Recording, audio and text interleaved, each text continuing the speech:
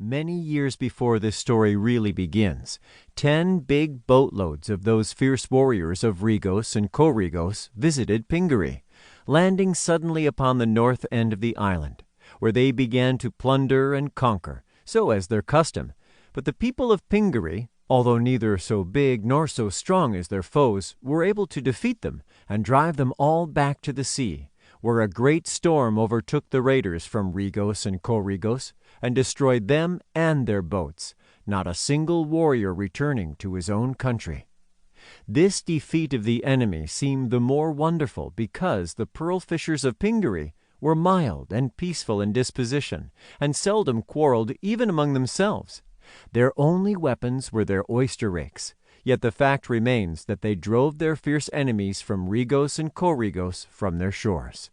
King Cuddicut was only a boy when this remarkable battle was fought, and now his hair was gray. But he remembered the day well, and during the years that followed, his one constant fear was of another invasion of his enemies.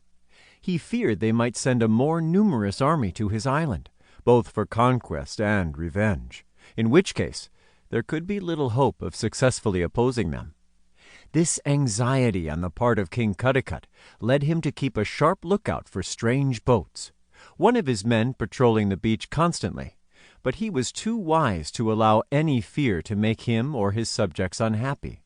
He was a good king, and he lived very contentedly in his fine palace, with his fair queen Garee and their one child, Prince Inga. The wealth of Pingaree increased year by year, and the happiness of the people increased too.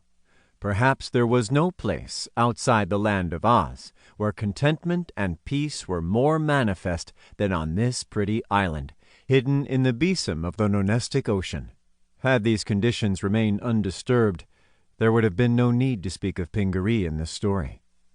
Prince Inga, the heir to all the riches and the kingship of Pingaree, grew up surrounded by every luxury. But he was a manly little fellow, although somewhat too grave and thoughtful, and he could never bear to be idle a single minute. He knew where the finest oysters lay hidden along the coast, and was as successful in finding pearls as any of the men on the island, although he was so slight and small. He had a little boat of his own, and a rake for dragging up the oysters, and he was very proud indeed when he could carry a big white pearl to his father. There was no school upon the island, as the people of Pingaree were far removed from the state of civilization that gives our modern children such advantages as schools and learned professors. But the king owned several manuscript books, the pages being made of sheepskin. Being a man of intelligence, he was able to teach his son something of reading, writing, and arithmetic. When studying his lessons, Prince Inga used to go into the grove near his father's palace and climb into the branches of a tall tree, where he had built a platform with a comfortable seat to rest upon, all hidden by the canopy of leaves. There, with no one to disturb him, he would pore over the sheepskin on which were written the queer characters of the Pingaree's language.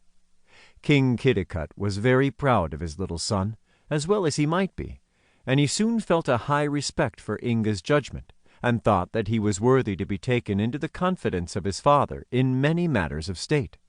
He taught the boy the needs of the people, and how to rule them justly, for some day he knew that Inga would be king in his place. One day he called his son to his side and said to him, "Our island now seems peaceful enough, Inga, and we are happy and prosperous, but I cannot forget those terrible people of Regos and Coregos. My constant fear is that they will send a fleet of boats to search for those of their race whom we defeated many years ago, and whom the sea afterwards destroyed. If the warriors come in great numbers, we may be unable to oppose them, for my people are little trained to fighting at best. They surely would cause us much injury and suffering." "Are we, then, less powerful than in my grandfather's day?" asked Prince Inga. The king shook his head thoughtfully. "It is not that," said he. "That you may fully understand that marvelous battle, I must confide to you a great secret. I have in my possession 3 magic talismans, which I have ever guarded with utmost care, keeping the knowledge of their existence from anyone else. But